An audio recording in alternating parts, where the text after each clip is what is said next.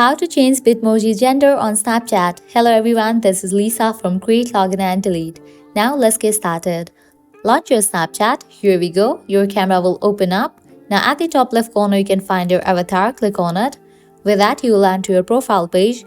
Now at the top right corner you can find this settings icon. Click on it. With that you will land to the settings page. Now over here you're gonna find different options. Go ahead and click on the option of Bitmoji. Now click on this option of remove my Bitmoji. Click on remove. After you remove it, now click on create my avatar. Now select the gender of your choice. Now from here you can customize your Bitmoji. Select the skin tone, likewise hair color, hairstyle. You're gonna get different options over here. You can use all these options and edit your Bitmoji. Once you are done with the customization, click on the option of save. And with that you will be good to go. Your Bitmoji gender will be updated. Well, this is how you can easily change Bitmoji gender on Snapchat. At the end, if you guys find this video helpful, don't forget to like, share and subscribe to our channel. Thank you.